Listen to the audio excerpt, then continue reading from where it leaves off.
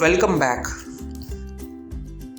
Today we are going to discuss about Hive interview question. The question is there a way to get the column name along with the output while executing any query in Hive?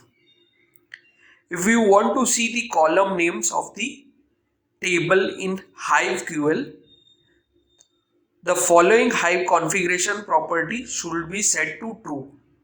That is, set hive.cli.print.header equal to true. Now let's move to the practical demonstration of it. So let's get started. Let's start Hive by typing bin/hive. So I have few databases and few tables in it. So I will use one of my database, that is sales. So once I get Hive point, I will type use sales.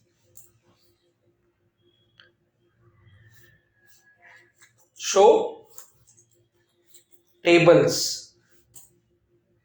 So I have a table called my employee. I will type select star from my employee.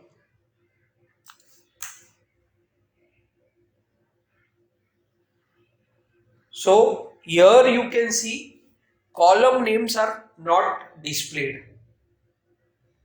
So for that I will use